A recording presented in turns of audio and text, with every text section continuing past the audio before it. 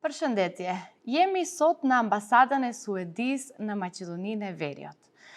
Mysafir e kam zotëriun ambasadorin Ola Sohlstrom. Me të do të bisedojmë në lidhje me rrugën eurointegruese të Maqedonisë, ku janë sfidat dhe çfarë mund të bëhet më tej. Si mund Suedia të na ndihmojë neve si një shtet i vogël të përparojmë më tutje. Si mund Suedia dhe si ndihmon Suedia të rinjve të shkojmë përpara, të arsimohen dhe të arrijnë të ndjejnë Evropën edhe në vendin e tyre. Mr. Ambassador, thank you for this interview. Thank you for having me. So it's been a year now that you are working and living in Skopje. Can you please tell us what is the main thing, what is the most important thing that you are impressed with and maybe something that you're less impressed with? No, first of all, thank you so much for having me on your show today, and thank you to you and your team for coming to the residence of Sweden this morning. I arrived here, as you said, in Skopje a little less than 1 year ago, and it has been a fantastic year for myself, my family, and my team at the Embassy of Sweden. At the Swedish Embassy, we work on a range of issues. We work on political issues with a strong focus on full support for this country's journey towards the European Union. I imagine that we will speak a little bit more about that issue. Of course. We work on security and defense issues, recognize the fact that we're both members of the alliance NATO. We work on economic issues where we as an embassy try to provide full support for the Swedish companies that are already here in Macedonia, and also those companies and entrepreneurs that are interested in building a future and grow here in this country. And of course also to economic actors who want to seek out growth and possibilities in Sweden. And then finally we work on people-to-people contacts between our two countries. That's culture, sports, tourism, parliamentarians, and civil society organizations, and so on. All in all, it's a fantastic, strong, and sustainable partnership, and it's a pleasure to be the ambassador of Sweden. There are many things that have impressed me since I arrived here, but let me pick out two issues that have really struck me since I arrived here. First of all, this is a beautiful country. I said that when I arrived, but I've also experienced it traveling around in this country quite a lot, that it's really true. Sweden and North Macedonia are both countries of stunning nature. We're countries of forests, lakes, mountains, and valleys, really breathtaking scenery all over this country. And I'm very happy that I've had a chance to discover some of those places like Ohrid, Pelister, Shar Mountain, and so on. And I'm really looking forward to discover the rest of the country during my stay in Skopje. And the second thing I will single out, that's something that's really impressed me, well, it's the people. Warm, kind, friendly, and very welcoming. And that also means that my first year here in Skopje, it has been a very good, busy, but also very successful first year. Yeah, glad to hear that. Did you have any, I don't know, misconception about Macedonia? What would it be before you arrived here, and then like reality was otherwise? Well, I did know about half a year before I came here that I would be going to Skopje. So obviously I spent some time preparing, reading up. I was here for a little. Where were you that time? I was in Stockholm. In Stockholm. My last posting was Stockholm. I was in Stockholm for 5 years. Before that, I was in New York for 5 years. Before that, Brussels for several years. But I did have some time to prepare, of course, for my stay here through reading, through a short visit here to get to know my colleagues and to see the city, but also through fantastic briefings from my predecessor and my excellent team at the Embassy of Sweden. So I knew more or less what I got into. But if there's something that's really surprised me, it's maybe two things, if I may. Yes, please. One thing is that there's quite a lot of emphasis in the political debate, what you read about this country, Western Balkans, and so on, about emigration, young people being worried, concerned about their future, about the long EU process, about employment, about the lack of opportunities, and so on, and about the fact that many people are deciding to leave the country to seek out a future in other parts of Europe or other parts of the world. And that is certainly true. And that gives you a bit of a gloomy image sometimes about what the sense is. What has surprised me a little bit, and what has struck me, and what has made me feel optimistic, is that the young people that I meet when I travel around the country, yes, they are enthusiastic and concerned with the European Union process. Yes, they are interested about traveling and getting to know and exploring the rest of this continent and seeking out possibilities. But they're also very, many of them want to stay here, want to build a future here, and many of them are also brilliant, creative, dynamic, smart people. So if these young people are indicative of the future of this country and the world, then I think we're in a good shape. It looks bright, right?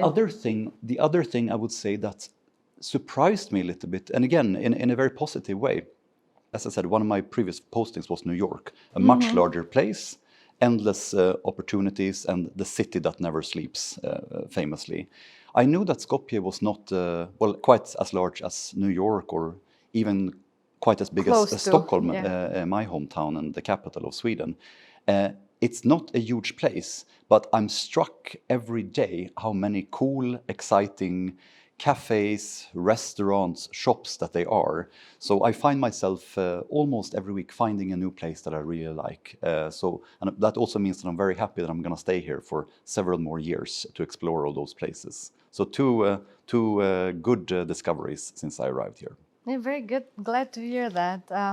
You mentioned the youth live in this place, even though you said you met with young people that are very keen to stay. But on the other hand, the biggest number of youth want to leave.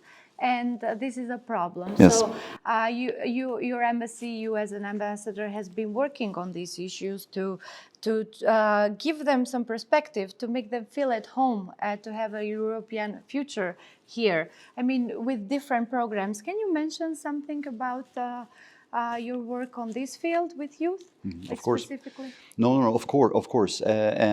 Sweden has had for several years, decades, had an ambitious development program in this country. It's not a huge program, but we try to be as strategic as possible to target those areas where we feel Sweden can contribute, not necessarily only with funding, with expertise, lessons learned, twinning arrangements, and connections and knowledge that could be helpful for this country in its reform efforts for the European Union and for building a sustainable future, including with economic growth and job creation. We work on a range of issues, but I would say the focus is issues relating to economic empowerment and growth, environmental sustainability and energy transition, and gender equality issues, a number of other issues as well, but these are three of our key priorities. On all those areas, what we do are interventions through our partner organizations in this country, sometimes government institutions, sometimes civil society organizations, and sometimes Swedish authorities that have twinning arrangements in areas like statistics, taxation, police, and environmental sustainability, to give 4 examples. On all those issues, we try to be strategic and useful in supporting the efforts of this government and of this society in North Macedonia to move closer to the goal line for EU accessions, integration, and hopefully as soon as possible a full membership of the Union. So our programs are directed towards the European Union, but those reforms and those areas, not least when it comes to good governance, rule of law, anti-corruption, those are also key measures to build a sustainable and successful society. They are good for business climate, and they are also, frankly, what people want and expect in their societies. So our programs might be targeted, if you will, through an EU lens, but they are certainly also relevant for building a business climate, strong economies, and a sustainable future for this country. So on a broader sense, we try to contribute this country's reforms to build that sustainable and successful country that young people want to be a part of and to live. But then in addition, we have a number of specific programs and activities that specifically target youth. Some of them are through our partner organizations. We work with an organization called Helvetas, for example, and one of their interventions deal with vocational training, a program that we do together with one of Sweden's largest companies, Volvo Trucks, to train a new generation of mechanics to manage the fleets of those very large lorries that are transporting goods around the table. Yeah, but then we also do, if you will, more activities that relate more to governance and politics and diplomacy. One is an activity that is called Electionville, where young people get to play out democracy in real term. You game it, you live it a little bit, and to learn about democracy and politics and try to figure out how to meet that, and maybe be interested and engaged in politics. Yeah, that's very interesting. Once every year, we select one young promising woman from this country who also get to be ambassador of Sweden for one day. It's in an activity we call Girl Takeover. We tend to do that around International Women's Day in March, and I believe that we will have a call coming out in the fall for that activity if your viewers would be interested in learning more. And if your viewers are interested to learn more about the activities of the Embassy of Sweden or the activities of this ambassador of Sweden, they can check out our Facebook or our Instagram accounts. We are also on X and LinkedIn. This spring, the embassy took the road. It was you got out of the capital and met with people in different cities. Can you please tell us what was their message? What do they expect from you? What do they expect from the embassy? And how does this feedback structures your programs and your aid towards our country? Great question. So what we did in the first week of May, we took the embassy on the road. Normally our embassy is based in Skopje, and I spend most of my working weeks here in Skopje. But this week in May, during 6 very, very busy days, we took the embassy on the road. During these days, we traveled from Skopje to Gostivar, from Gostivar to Ohrid, Ohrid to Struga, Struga, Bitola, Strumica, Prilep, Veles, Kumanovo, and I might be forgetting 1 or 2 places. We visited the 12th largest cities in the country. We visited a large number of Swedish companies that are based here. We visited civil society organizations, mayors, youth organizations, women's organizations, environmental organizations. We visited some of our development partners around the country. We visited, in short, anybody who has anything to do with this very strong partnership we have between Sweden and North Macedonia. For us, for me as an ambassador and for my team, it was a great opportunity to learn more about all these actors, but also to showcase the fantastic work that they do every day around in the country, to put a spotlight on that, including, by the way, on social media and so on. And on our Instagram, there are some traces of that week still available and so on. But we also did it for a more, if you will, maybe more political reason, and that was to show people of this country that this is not an embassy to Skopje. This is an embassy to the whole country of North Macedonia, that the Swedish embassy might be in one place, but we are present, engaged, and interested all over the country. And we want to speak with everybody who have a stake in this partnership between and North Macedonia. The issue relating to European integration, accessions, membership, the long journey that this country has been on, where we stand and when the next steps could be and should be, that was certainly one of the issues that we spoke about. People also spoke quite a lot about governance issues, both at the central level and local issues, and not least issues relating to environmental sustainability. This country, as I said, is a beautiful, beautiful country, enormous natural riches. It should be a prime destination for tourists. It already is, but it can be even more so. And as I said, I really appreciate that. But it's also a country that's struggling with major environmental challenges. One is air pollution during the winter, a real issue with severe health threats, not least to young people and people with underlying conditions. Something I experienced myself during the winter. That's one thing, but also an issue relating to waste management in many parts of the countries. So those are also 2 issues that many people raised with us during these trips. All those impressions, all those conversations, all the input that we get, all the feedback that we get from our partners, all, of course, that's something that we take with us when we proceed with our development programs, but also when we proceed with our thinking about where Sweden should be and where the Swedish embassy should be next, and how we should best contribute to this country's journey. It's good to that you noted the problems in the environment. It's one of the weakest part of our country. Hopefully we'll get there where Sweden is. I would like to speak now more about the political problems, starting from the French-German proposal. What does this mean for Sweden? First of all, what is the proposal for you? And second part is these proposals of restructuring EU, or any kind of restructure inside EU, may delay the Euro integration of Macedonia and other countries that are candidates. Does this mean that we're somehow put in the second league of EU? No, Sweden has been, is still, and will remain European champion of EU enlargement. We are for EU enlargement as a policy because we believe in it and because we are it. We joined the European Union in 1995, so we're celebrating 31 years in the Union right now.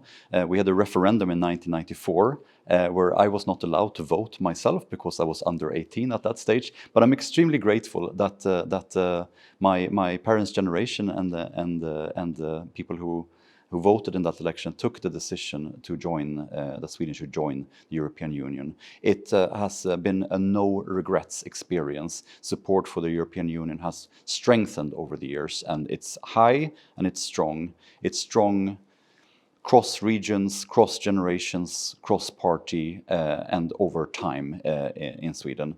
No serious political actor in Sweden is even thinking about the possibility of Sweden leaving the European Union. We're very happy there. In the light of it has been bringing tremendous benefits to Sweden as a country, to our economy, politically, but also, I would say, socially and culturally to us. With the entry, when we joined the European Union in the 90s, we really also joined the whole of the continental Europe. I'm very happy that we did. It has been good for Sweden. And in the light of that, I also think that it would be very good for North Macedonia to join the European Union. And by the way, it will be good for the European Union to have North Macedonia on board as well. So as I said, Sweden is a champion of EU enlargement because we truly and deeply believe in it. We have always supported this country's claim to a place in the European Union. And if it was up to Sweden, I would very much like to see this country joining the European Union as soon as possible as a full member.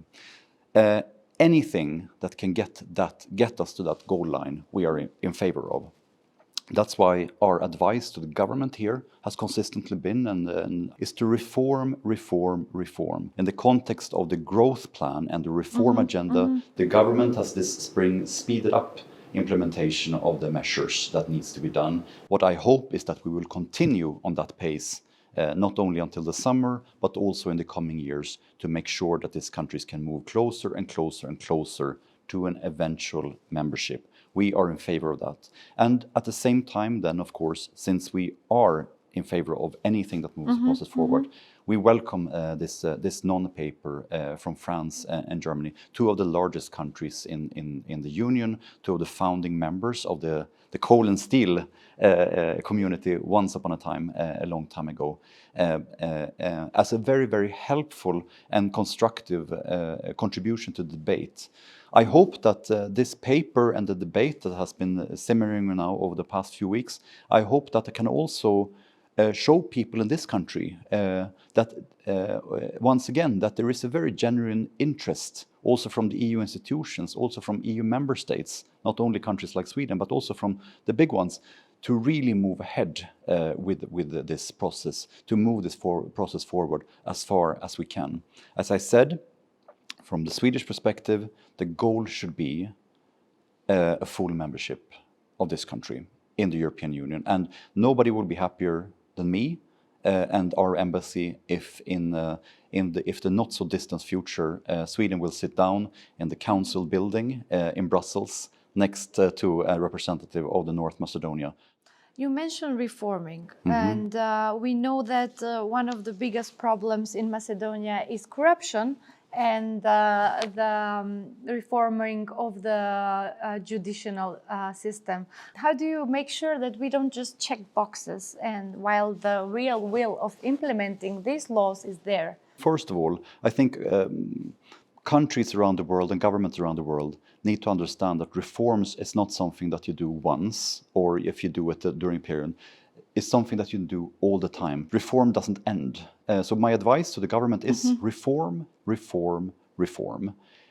Reforms in the area of anti-corruption, good governance, rule of law, transparency, accountability is particularly important. It's important for the EU journey, it's important for the business climate, but it's also what people want and expect. They are inescapable issues. There are challenges in all the countries, and they are essential to move forward with. And they are in the hands of this country and its governments and its society. What we can do as Sweden, we can support efforts, we can support organizations that promote transparency and accountability. We can work with mayors, through one of our partners, NDI, who are working with municipalities and mayors to strengthen performance in exactly those critical issues. We can support free and independent media, which we do and which we have been doing for some time, to make sure to hold politicians and the institutions accountable and so on. That we can do, but the responsibility for carrying out the reforms lies firmly and strongly with this country, of course.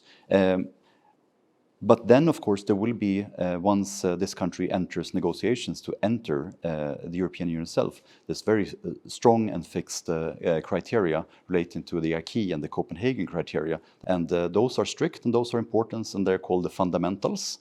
And that's the first and the last chapter that you look at in the negotiations. So again, the advice is to carry out those reforms and to continue to carry out those reforms full speed ahead. It's public fatigue over EU accession. Macedonia has been through vetoes, and now we currently experience another one. It's being used by some foreign actors. It's being weaponized with disinformation campaigns. And knowing that Sweden is a champion on fighting disinformation and promoting media literacy, you are high up on the media literacy scale. So what would be your advice for our country to build a structural, strong resilience towards this, we can say, informational war? No, thank you for raising that important issue. This is an issue that is current, it's serious, and it's growing, and it's dangerous. When you follow the debate about the European Union, its institutions, statements, and processes and its policies, you're struck sometimes in the media here, in the debate, as well as in the rest of the region, and to some extent also in other parts of the world, that there are factual inaccuracies, there are things that are simply not true, and there are things that are misleading, misquotes, misrepresentations, and out things of like context, that. Now, half-truth. To some extent, those things can be a lack of information, a lack of research, and that's a responsibility for politicians, for mass media, and for consumers of media alike to be better readers and be more critical about the things that we read and why, where it's coming from. But you're right as well.